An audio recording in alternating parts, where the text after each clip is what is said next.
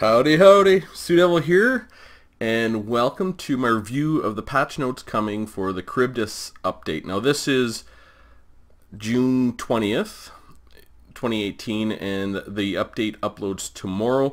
I wanted to touch base today because I've done a little bit of testing in the background to get ready for this, another round of testing after this patch, because I think this patch is got some balancing stuff in it, a few campaign things, mostly to do with the Sword of Cain. I will go over every single one, but I will talk about the balance and how it is going to affect the Dowie. I think these are all in the right direction. You know, I would like to see, I still, you know, anyone who watches my channel knows the ones that I want to see, but I will talk about those when we get to the Dowie. And we'll just go through. So we are getting a new monster. I mean, it's got suckers instead of faces and weird tongue. I don't know, it looks like a Hydra to me, but with a different head, so hooray. Be another thing to kill for the Dowie at some point. So the the Queen and the Crone, you have to have the Queen and the Crone DLC to get the Charybdis, but the patch notes will be for everyone. So we'll look at the patch notes, which are mostly for the campaign, and we'll go through each of them, and then we'll go through the rebalance notes. And man, I wish they would do these types of rebalances every month, just little tweaks here and there. You can see the tweaks they're making. They've done a great job, but we'll go over that when we get there. So they rebalanced the Crone Hellebron's Cursed Blade ability by removing the phase recharge and changing the phase to deal up to 144 to a single target when the phase is applied. This phase can be reapplied every 10 seconds. So this sword was very broken, and it was doing a ton of damage and just wiping out entire armies, so that's now fixed. Rogue armies will now spawn correctly in campaigns, and it's kind of funny, in my Ungrim Iron Fist campaign, again, no rogue armies. And that was the same in my Mortal Empires campaign, because I started the campaign basically the second I got the download, and that's the same with my Ungrim campaign, and I haven't seen any rogue armies in either campaign, so maybe they'll show up, I don't know. So Archon's Legion of Death skill will now add faction-wide buffs to Felbats, Crypt Ghouls, Direwolves, and Hexwraiths. Okay, so that's the special units that Archon gets for being closer to the vampires. The Bone Giant has had the Undead trait removed and the Construct trait added, as well as the +10 leadership. Now the Bone Giant is actually interesting because it looks like a giant skeleton, but it is a construct made up to look like a skeleton. And now it has the Construct trait, so now it will be not healed by their faction heal, but they do have the one unit that can heal the Bone Giant. And he has +10 leadership. Yeah, the leadership for the Bone Giant was very poor. Bretonnian starting armies have been changed back to what they were prior to the Queen and the Crone update, so I don't know what that is. Tyrion's -1 to recruitment time will now apply to Sisters of Avalorn and Shadow Warriors, so obviously there's a little bug there. Firebark Elders Treekin Regiment of Renown unit now correctly has its Wildfire Aura ability. Yeah, a lot of little bugs. I'm glad they're fixing them quickly, though. Summoners of Rage, the Dragon Warriors Regiment of Renown, will now correctly have its Chain Lightning ability. The Great Mortis Delta Province will now correctly be part of the Geomantic Web. Fixed a soft lock that would occur for Crone Hellebron when the Amulet of Darkfire quest would trigger when the Shrine of Cain had been raised. Interesting. Sword of Cain will no longer display an Empire flag after loading the save game from before the Queen and the Crone update, when the Shrine of Cain has been raised. Yeah, interesting. Diplomacy greetings for Dark Elf factions will now use correct VO voiceover actors. I guess they were wrong. Sisters of Slaughter and Sisters of Avalorn will no longer use male conversational voiceovers in battles. Alright. Builds in localized languages will now trigger UI click sounds on the tech tree, skill tree, so they had a little bug there. Rights are no longer locked on save games created before the Queen and the Crone's released. Okay.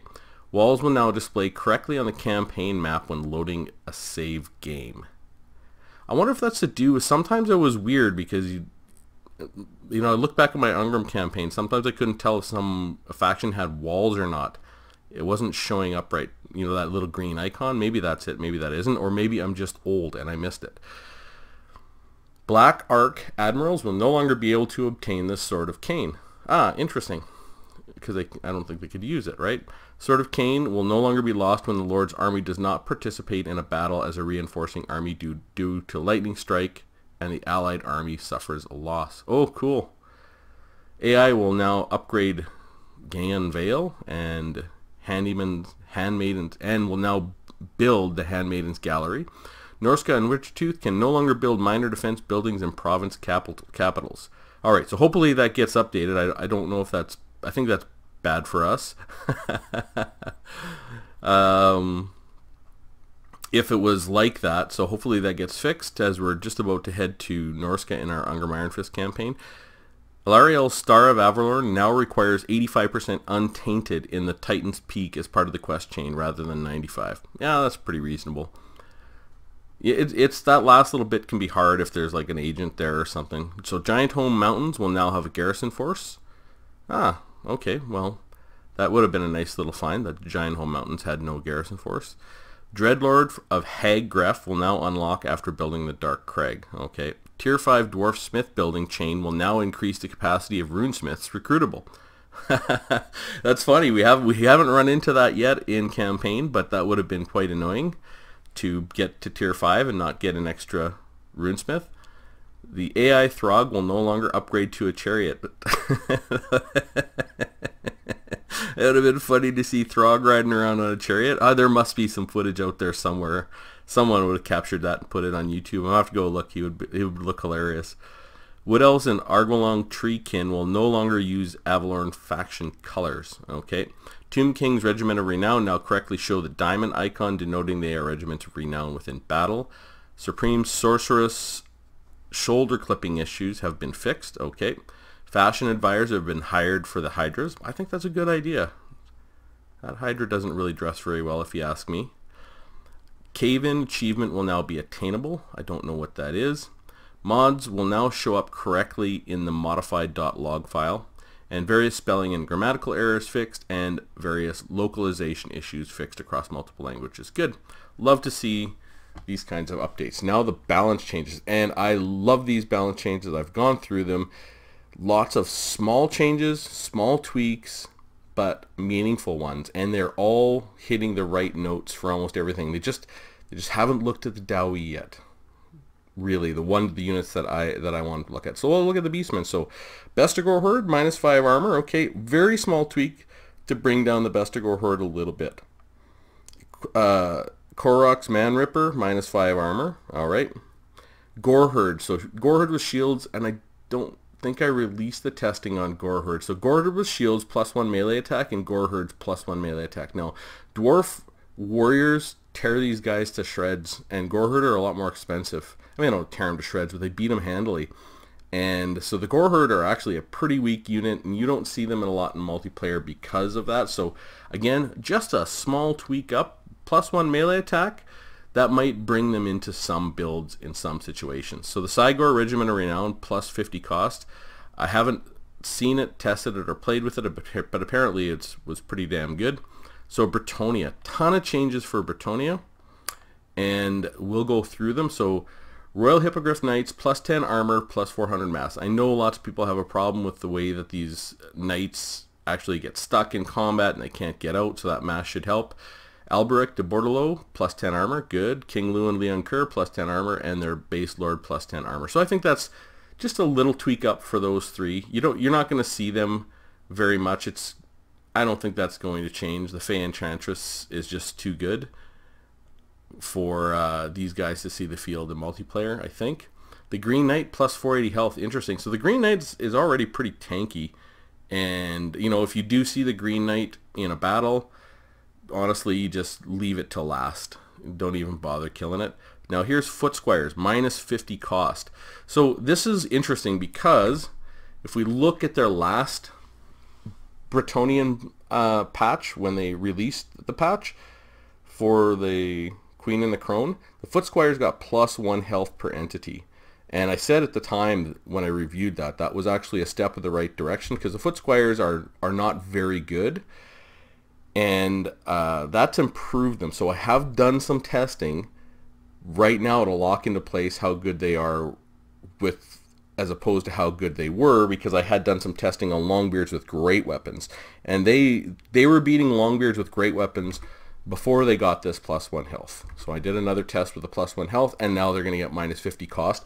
So foot squires are going to be much better, and you know, they're going to be costing 650 instead of 700, and I think that's the right direction, because they were very weak compared to units like Chaos Warriors with great weapons, you know, White Lions and stuff like this. So I think that's a really good. Foot squires are actually going to be quite useful, I think, at that cost, 650 with the +1 health. They have the bonus versus infantry, so I think that's a good step in the right direction, and that's really going to help Bretonnia, because I mean, I'm not an expert on Bretonnia, but I remember wanting to play Bretonnia when I was training for the Shadow Online Gaming's tournament, and I tried them out, and it was impossible, because all your units are always routing, and foot squires were awful and are not as good as they should be, and you know, their battle pilgrims are not that great and everything else. But so that's a pretty big deal. Just this. Foot squires -50 cost plus the foot squires +1 health make Bretonnia a lot better, because these are the infantry that are in the sweet spot. They're going to cost 650. You can field a lot of them, so you're definitely going to see Bretonnia as a lot better faction just from the foot squire buff. So mounted yeoman archers -50 cost. Now they're pretty weak. Questing knights regiment of renown +50 cost. Foot squires regiment of renown -50 cost +1 melee attack. So the same treatment for the foot squires. The men at arms. So I love these. So this is going to make a big difference too. So the men at arms with shields, the spearmen at arms, the men at arms with pole arms, and the spearmen at arms with shields all have the expendable attribute, which means when these guys start routing, they're not going to affect the leadership of other units as badly, which is a really big deal, because you're always like chain routes are so easy to start if you're fighting against Bretonnia, because you do bring a lot of low level troops and they do route pretty easily. So you know, the game for Bretonian players is, you know, being good at bringing back your routing units and you know, doing that sort of thing. So this is actually going to make a bigger difference than I think most people might think by giving them that expendable trait. And I think that's the right thing to do, because you know, they're just a little bit better than peasants, and they are expendable according to all the knights. The paladin, all variants, added the guardian ability, so that allows them to take damage or to reduce the damage for like a hero around them, which is a big deal, and +12 bonus versus large. So they're definitely going to be more paladins in Bretonnian builds. I imagine you'll see the Fey Enchantress with a paladin right beside her, and that's just going to make that leadership team a lot better. But you will not likely see the paladin against when you're the Dowie facing them, because why? Dowie don't have anything that's large. Well, I mean a few lord units that are on their mounts, but I don't. You might see the paladin on foot. I don't know, but I think that paladin with the guardian ability and the bonus versus large, running with the Fey Enchantress and the foot squires at that -50 cost, and they've got the better health, you know, those things, you know, Bretonnia is going to be interesting. You're going to see a lot more Bretonnia. I know there's a lot of people who love playing Bretonnia, and I think you're going to see them in the meta a lot more, and a lot of your favorite YouTubers that do nothing but multiplayer are going to be trying out Bretonnia, going to be playing with builds, and it should be really good, because I actually like Bretonnia as a faction to watch the games that they play. Now, I can't play them, and I've tried, and they're really difficult, but and you know, you might actually see Bretonnia as the dwarfs too, who knows, when you might queue up against someone who wants to play Bretonnia, which is good. So chaos. All right, so Kolek has increased projectile hitbox size, so that's just all good for the Dowie. That means cannons are going to have an easier time hitting him. Quarrelers, you know, thunders, everyone. So chosen, all chosen, -1 hit point per entity. So this is a big debuff bigger than you might think. Again, it's big. A lot of people are like, oh, that's not that much, but really, when you see the testing, it is pretty big, and it has some strange effects, and hit points are a funny thing. Now, if let's say you had a unit that did 100 damage and had 100 hit points, if when it only had 1 hit point left, it only did 1 damage, then hit points wouldn't be that big of a deal. But the way these games work, your unit can have 1 hit point and it still does 100 damage. So it's just as effective as though it hadn't even been hit yet. So this hit points are more important than you might think in games where your unit is fully effective from full health to 1 health. Every hit point really does count. So this will be actually a fairly significant debuff to the Chosen. It's only 1 hit point, doesn't seem like a lot, but it's a small change, and that's what I love about this. There's a lot of small changes that I think are all going in the right direction. So Marauders with great weapons, +1 charge bonus, I think that's reasonable. They're a weak unit, but they get in for the charge. That's good. Marauder Horse Masters +2 charge bonus. Sigvald the Magnificent -50 cost. So I think they really want to see Sigvald on the field, and Sigvald has regeneration, and he should be a definite pick. Like, I would like to see, like Kolek and Sithoril have always been sort of the go-to, and you're seeing a little bit of Archon, the Ever-Chosen, a little bit more of him now, but I think I like the way they're trying to balance this to make all the lords a reasonable pick or a more reasonable pick. So Sithoril, the Ever-Chosen, +50 cost. So yeah, I think that's reasonable. He's a caster, and it's unbreakable. It's a very good lord. So +50 cost, really good. So Hell Cannon, minor decrease in projectile accuracy. That's always good when we see our enemies debuffed. Hell Cannon ROR +50 cost, and Swords of Chaos -3 base melee damage and +3 AP damage. So that's a pretty big buff. Getting trading base melee damage for AP, because that always goes right through. So we'll take a look at the Dark Elves. I think net here is definitely a, if we look at the net, the Beastmen, I think that's even though the Bestigors have lost, they get a net buff because their Gore Herds might be more useful. It's hard to say. It's very small. Bretonnia is a big buff, especially those Foot Squires. I mean, that is a key unit in the sweet spot that you really need to work for you, and they've also got this Guardian ability with the Paladin, like the Expendable. Like Bretonnia just got a giant buff. You're going to see a lot of Bretonnia. Chaos, definitely a nerf. Chosen having the hit points brought down a little bit. You might see more Sigvald. Sithoril, 50 more cost. That's, and the Hell Cannon reduction. It's a definite nerf. So we'll take a look at Dark Elves. And we've got Raven Heralds, +5 hit points per entity. Alright. That's a big buff. I don't know what a Raven Herald is, though, to be honest. Bolt Fiends. Replace Murderous Mastery with Murderous Prowess. Okay. And -25 cost. Okay, that is a definite buff. It's a nerf, but a nerf to the Murderous Mastery, but that's only 30 seconds. So Murderous Mastery lasts for 120 seconds, and Murderous Prowess lasts for a 90, and it's not quite as good, but -25 cost is a buff. Doomfire Warlocks, +50 cost, and I've been watching, and you've been seeing a lot of Doomfire Warlocks. They're a pretty good unit, and they get some work done, so +50 cost. I think that's in the right direction. Slaanesh Harvesters, +50 cost. I think that's a Regiment of Renown for the Doomfire Warlocks.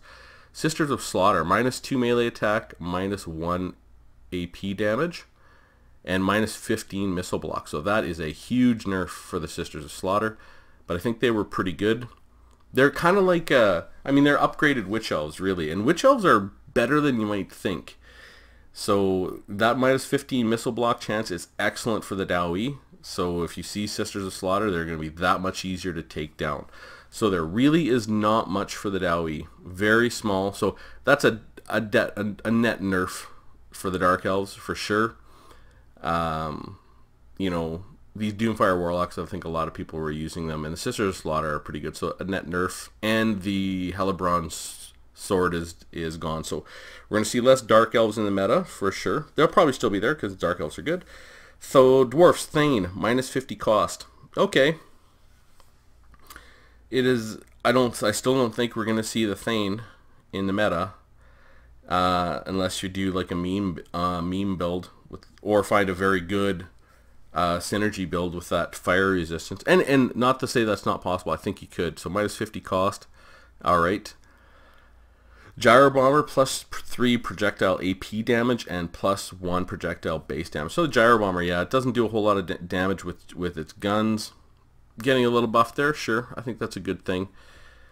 Definitely a net buff to the dwarfs, but not the ones I want to see. Really, well, we know the Thane now has had the Silverhorn of Vengeance sent to him from the old dwarf lord, so that terrible ability is just being being tossed around the Dowee, and yeah, if that ability cost 10 gold, I wouldn't bring it.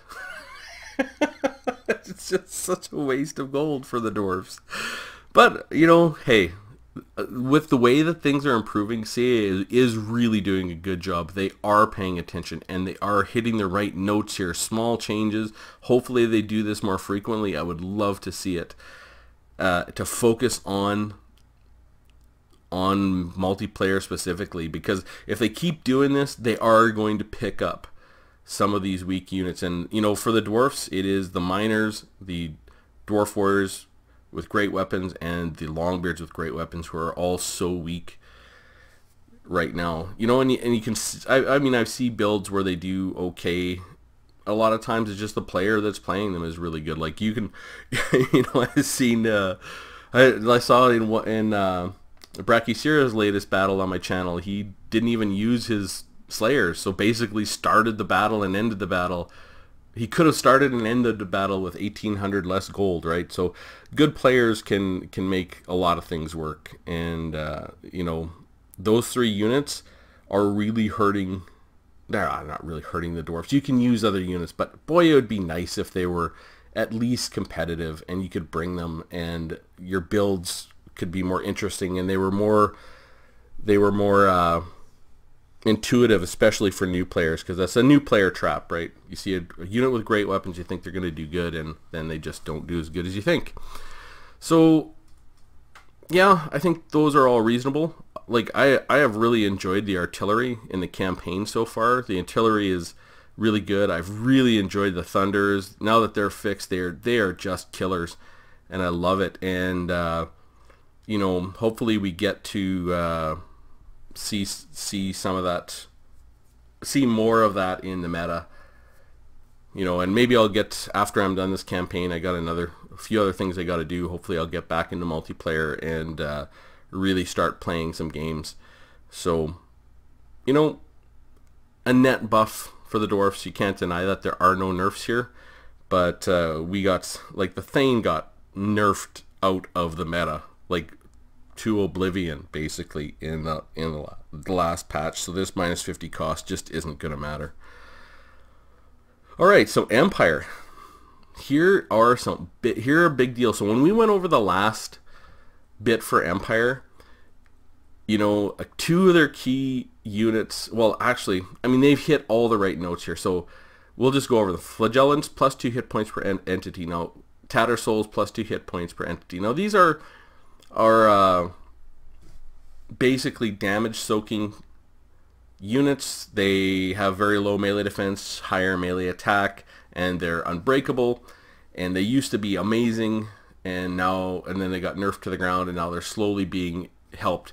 Now, I saw a couple of reviews where they're talking about the Flagellants being, 2 hit points per entity, it's not going to be that great. This is a big deal. It's like 2 hit points per entity is a lot, and for a unit that's unbreakable, that is going to mean more than most people think. Now, I'm not saying Flagellants are where they need to be, but I like the way that CA is doing this. Like, they clearly see Flagellants are poor, and in the last update, when I talked about Empire, the Empire had a lot of good updates and a lot of good buffs in the last update. But when I talked about them, I remember playing them or practicing when I was training for that tournament, that their infantry just couldn't do it. They just didn't have enough something, and that I thought the testing showed the great swords were just not that great, and flagellants and everything else like that. But all of these are really great updates for Empire. I think Empire is going to notice a massive improvement in their entire line by being able to bring these units and have them do a little bit more. Because Empire down low, when you look at Empire Spearmen are excellent for their price of 300. Spearmen with shields, they're really, really strong. Their swordsmen, they're pretty decent for the price. Now the flagellants are going to be a lot better as a tar pit unit with extra health. I mean, this is the way to do it. Like flagellants, I mean, there's what they're swinging and everything else. Should they be a unit that like more like a Slayer? No, I don't think but can they be a good tar pit unit, and can the Empire use that? Absolutely. So I think this will be a much bigger buff than some of the Empire players I've seen saying, well, that doesn't seem like much. I think it'll be a bit bigger buff than you might think, and having 1 or 2 flagellants in your army will be possible, and will be useful. And some of the other buffs that are coming, jeez, when we get to the ones at the end, are a pretty big deal. Now, halberdiers are an interesting unit. Now, they upgraded their charge defense versus large to be expert charge defense. That means basically charge defense against all, and they are armor piercing. They are at 650, and they got +4 leadership. I think these halberdiers, they're awfully close to being a very good unit. Like I've tested them, and they're awfully close to being a really good unit. Maybe they come in at 600 and they start to be right where they need to be, but that's just a straight up buff. And great swords -50 cost, I think that's a really good idea. Rather than giving them more stats, making them cheaper is work. Because when we did our testing with the Longbeards testing, now great swords aren't as bad as people say, but they're still not where they need to be compared to Chaos Warriors with great weapons. And this -50 cost is going to kind of start slotting them right in there, because they're going to go from 950 to 900, which is more than a 5% decrease in their total cost. And the Chaos Warriors great weapons are 850, so they're kind of slotting in right where they need to be, and I like that, because they can just field more great swords. I think that'll, like, this buff for Empire, including the buff to the oh shoot, it's at the end of it'll be at the very end of the video. It's their warrior priest. They got a buff. I think the warrior priest you might see buffing up some of these guys could be really, really scary. Yeah, and we'll take a look at it. So I think you're gonna see some crazy builds from the Empire, because the Empire now has been buffed up a lot through their cav and everything else like that, and this buff to their infantry I think is going to be what they need to just put them up, not over the top and to be like, okay, the best faction ever, but boy, is it going to make them more competitive all around when you have units like this getting buffed. Now the halberdiers, we'll see. I think, like I said, I think they still might need to be a little bit cheaper, maybe 600 with all those attributes. They're probably good, but we'll see. Like I'm not going to test the halberdiers, but maybe we'll at some point. We'll see. So Empire's got some buffs, and they got more buffs coming in this patch, and we'll get to it. So Black Orcs, -1 hit points per entity, -1 charge bonus. So that's a big nerf. We'll see what that does to them. They're tier 1 armor piercing unit. Black Orcs are extremely good. You see them in almost every single green skin build, at least one unit. A lot of times 4. And if you're facing up against the green skins as the Dowie, you will always see Black Orcs. So that's just going to help the Dowie. -1 hit point per unit is a big deal. And -1 on the charge bonus, not a giant deal, because it's kind of goes away so fast. It's done in 13 seconds or whatever it is. But, it's going to make a difference. So Swordmasters of Hoeth. So net nerf to greenskins, and that's a big nerf because that is their tier 1 armor piercing infantry. That is a nerf to the faction when you're nerfing an important unit like the Black Orcs like that. So High Elves, Swordmasters of Hoeth, minus 50 cost. Wow, that is, I did not see that coming. Now I could have seen maybe minus 25 cost to you know, White Lions, but minus 50 cost of Swordmasters of Hoeth? Huh. Because Swordmasters of Hoeth are really good. Like, they're great. They're fantastic infantry, but they are expensive, right? So, I don't know. I don't know that that's the right way to go. I don't think they needed that, but I could be wrong. I don't see all the stats that CA has. What I think the High Elves need to focus on, just like everybody else, is that sweet spot infantry. And the sweet spot infantry is, the way I define it, is basically, you know, kind of all your infantry between 600 and sort of 900-ish gold. Like, that's the sweet spot for infantry. And, you know, factions that have great infantry in that spot tend to do pretty well.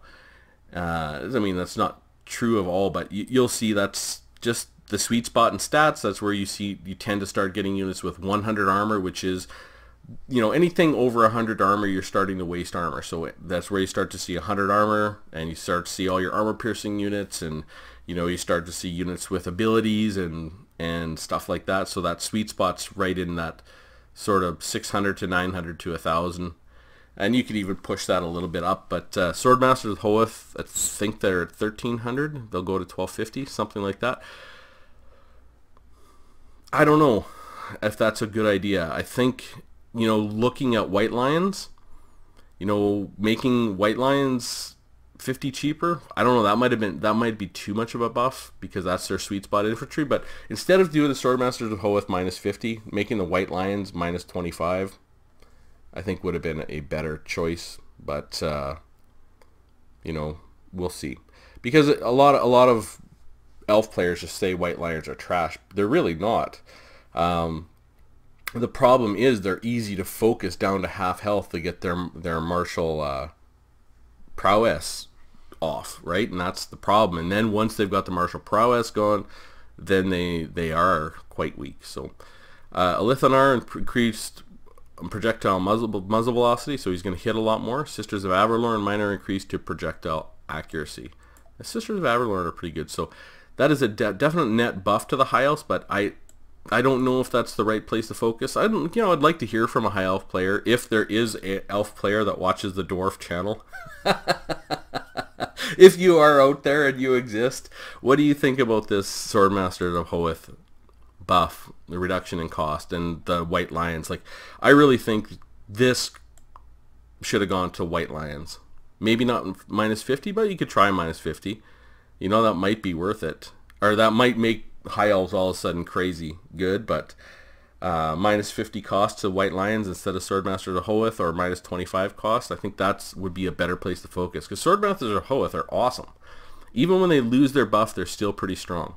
So Lizardmen, interesting. This is crazy. So Cold One Riders minus 50 cost. Cold One Riders are meh, they're okay. That minus 50 cost I think is good, and it's going to bring them more into the game. But here's the big one, Croxagores. Plus 16 hit points per entity, plus 15% missile resistance.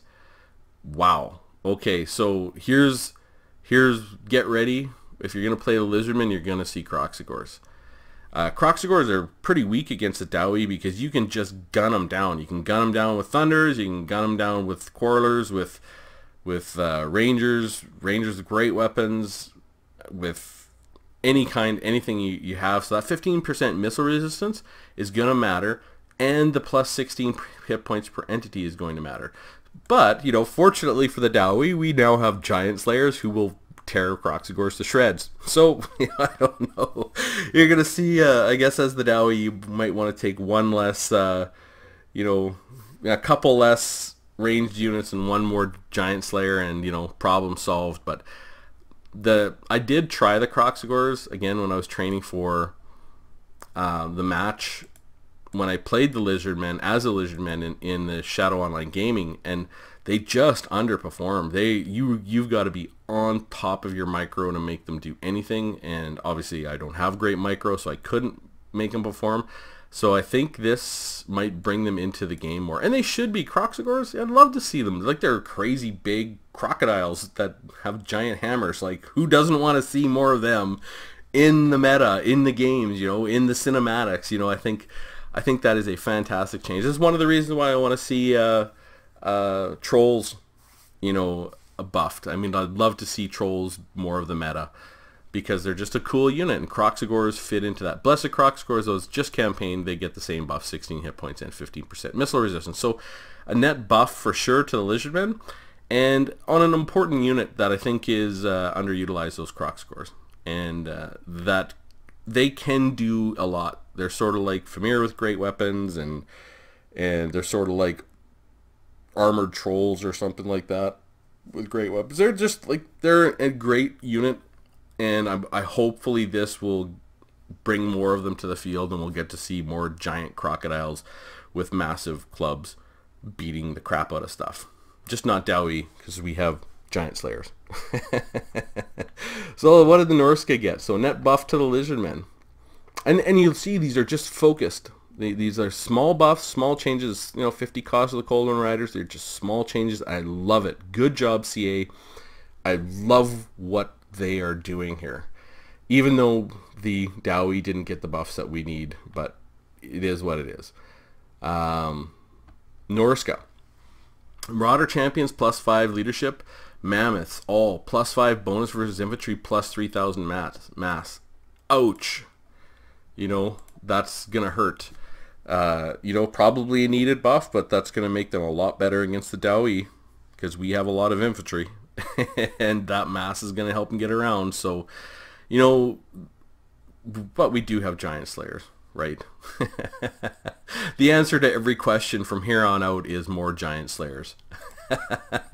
But that is a nice buff. Marauders with great weapons, +1 charge bonus. Marauder Horsemasters, the same as Chaos, +2 charge bonus. Icehorn Marauders, that's the Norskan Marauders ROR, -50 cost, so they must not be that great. Famir Warriors with great weapons, -3 bonus versus large. Okay, you saw that in every single Norska build, saw some Famir Warriors.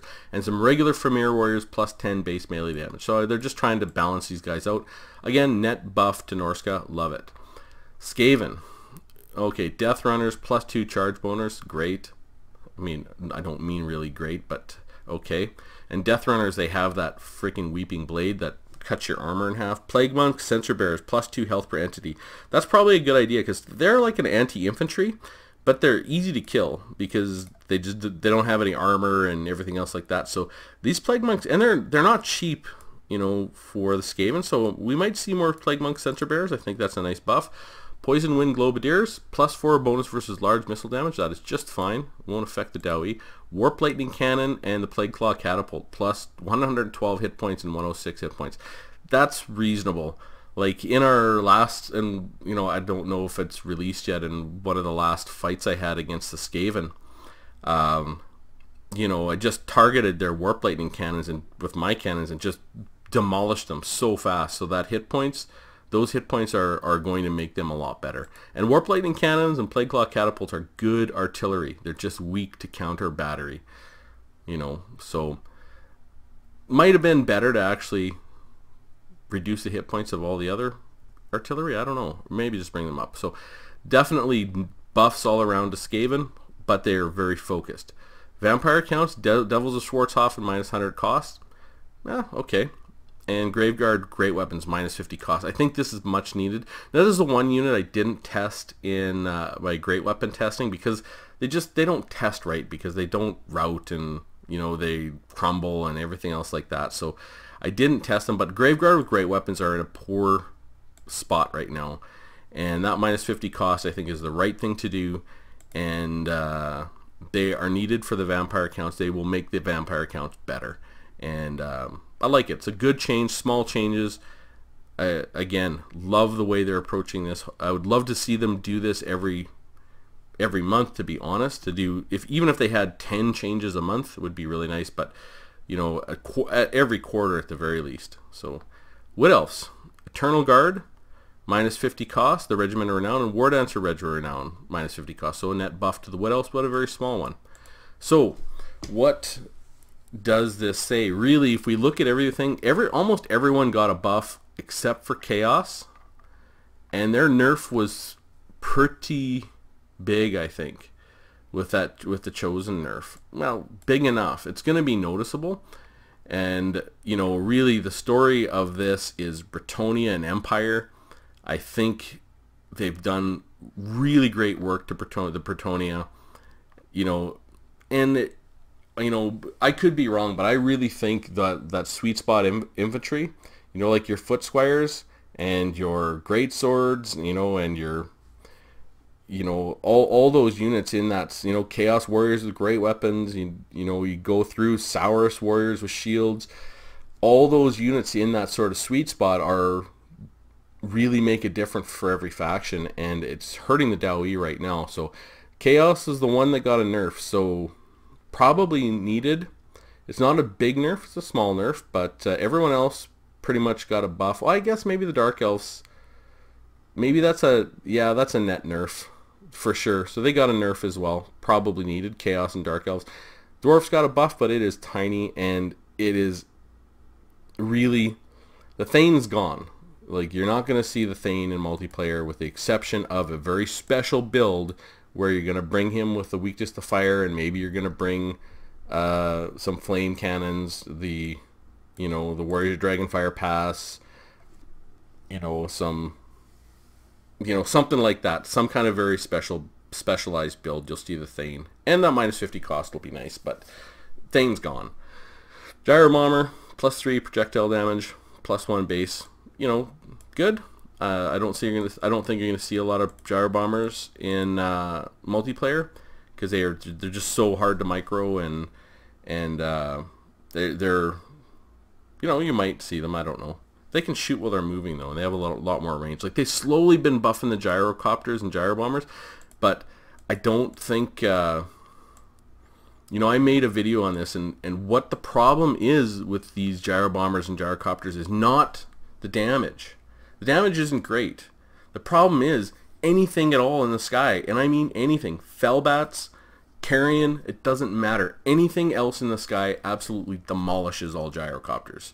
So I like it, you know, like this is, I guess, nice to get more damage in these things, but that is not the problem with gyrocopters, gyro bombers, and this kind of thing. That is not why people don't bring them. The reason is A, they're micro heavy, and if you could tell your gyrocopters, instead of having to, if you could tell them to bomb something, just like give them a target and say, okay, go bomb this thing, that would help, because you wouldn't have to micro in that bomb. And if they could survive for some amount of time against anything, or, you know, like, should a gyro bomber that costs, or, you know, a Skyhammer that's 1400 be able to beat up bats? Yes.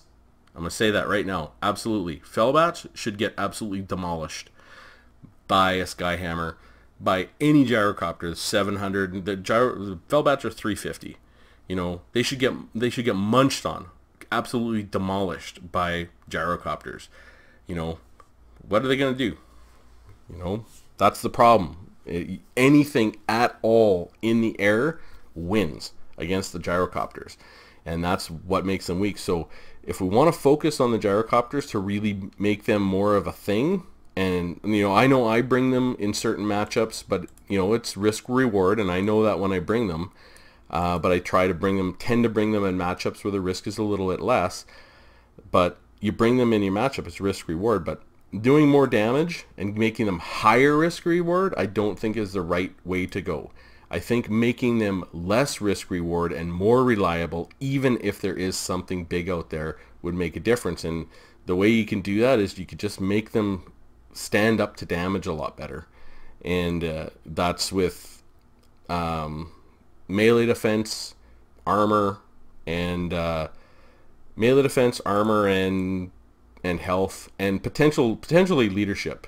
You know, you just make them unbreakable. I don't know. That might help. Like those types, I'm not saying that's what needs to be done exactly. You know, here I'm not saying, okay, Sioux Devil is telling you exactly what should be done, but this is what I feel. You can agree or disagree, and I'd love to hear from anyone who plays with gyrocopters what they think. But I really think the problem with the gyrocopters is they are really high risk reward, because anything kills them. Anything in the air. Plus, anything with armor piercing on the ground, like Marauder Horsemen with throwing axes or handgunners. Anything with armor piercing missile damage kills them as well. So they're really high risk reward. You make them so that they can hold their own in the sky against other units that are in the sky. Make them kind of more like the flying version of a steam tank, where a steam tank is unbreakable, right? Even though inside the steam tank you have, you know, weaselly Empire soldiers. I mean, it is unbreakable. You could make gyrocopters unbreakable, give them some more health, give them some more, maybe you just give them a lot more melee attack and armor piercing. I don't know, make them so they are, like, anyone sees a gyrocopter and they have anything, they just send them right at the gyrocopter, because the gyrocopter has to run. And then you're microing away, and, you know, that's why you can't bring just one gyrocopter, you have to bring two at least. So, I don't know, maybe I'll turn off my gyrocopter rant right now, but this damage is not going to help. I get it, it's nice, but, and it'll help in campaign, but it is not going to help in multiplayer. These types of changes are not going to make the gyrocopters more of a thing for the dwarfs, and I'd love to see them more of a thing for the dwarfs. And this minus 50 cost for the Thane, you know, thanks, but I'll have some useful abilities back, please, because the ones he has are very poor, and we're not going to see the Thane back in the meta. Actually, I'll take, along with that, I'll take a Thane option with a great weapon for armor piercing too. But, you know, like, here's a perfect example. You know, the Thane, you know, in the lore, a Thane is almost like a lord, right? Like, he really does rally the troops. You know, give him lots of leadership things. Give him lots of things that, you know, give him a vigor aura. You know, give him stuff like that as abilities to take, so that your Thane can rally his troops. You know, again, the Tormentor Sword probably wasn't the right thing for him to have, but, you know, you look at what a Thane can do. A Thane should be able to lead his troops into battle, and even if he isn't, you know, massively buffing the troops he's around, like the Master in Astronomy Redbeard was actually really good. +5 melee attack, +4 leadership. That is a good thing for a Thane to have. You give him something that maybe, you know, when he hits his vigor, that helps him, it helps everyone around him. You know, make all of his abilities not for himself, but for in a 40-meter radius. Like, that's the things that a Thane needs. And then you could make an armor-piercing two-handed Thane that has all selfish abilities that just help him, you know, armor-piercing. Give him, like, the things that... But make the sword and board Thane the Thane that leads his troops, that helps their leadership, helps their vigor, helps their melee attack, helps their melee defense. Like, give him all stuff with an aura. And that is what I see the Thane being. Not, you know, who knows what the Thane will be, but right now the Thane is just going to be gone. Completely gone from the meta until the next time they really touch the Thane. But so hopefully they really actually do something with the Thane and give the Thane the right abilities. And I would love to see the Thane have his base abilities, you know, instead of I can't even remember what the base abilities are. One gives 24% speed and some vigor, and one gives extra melee damage and armor piercing damage. We'll make those two things a different version, but in a 40-meter radius, and make his other two abilities, you know, a 40-meter radius, or make one ability make them a 55-meter radius. Make them big, you know, make the Thane some unit that really synergizes well with dwarf troops, and that's what a Thane is. You know, all the Dowie are like that, to be perfectly honest, but I would love to see that be the Thane's thing.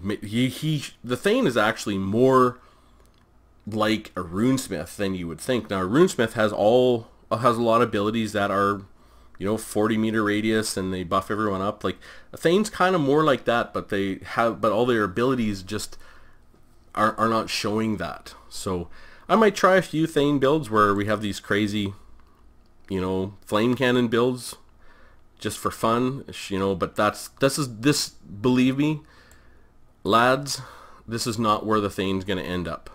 Eventually, you know, we will see the Thane change. Now, I don't know about gyrocopters. I think they could keep doing this, and if they keep giving gyrocopters damage and keep bumping it and changing their cost, they eventually will slot in right based on stats, meaning that their risk reward will be at the right level. So when they're used, they're going to win enough times. When they're used in the wrong situation, they're going to lose enough times, and it will look correct based on the stats. That doesn't mean I think that's the right way to go about it. Really make them survive in the air. And then yeah, so very little done with the dwarfs, and really just the incorrect focus, I think. You know, I see what they're trying to do, like, you know, make the Thane cheaper because now the Thane is not useful, but that's not, you could make the Thane, you could probably make him 200 cheaper, and I don't know if you'd see him on the field.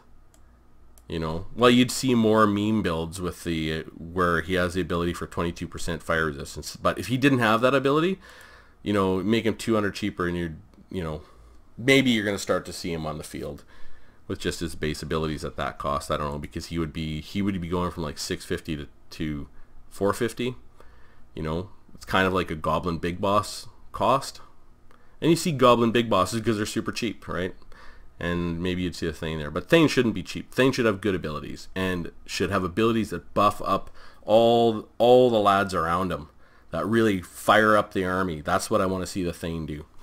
Okay, so yeah, this change for the Empire are a pretty big deal.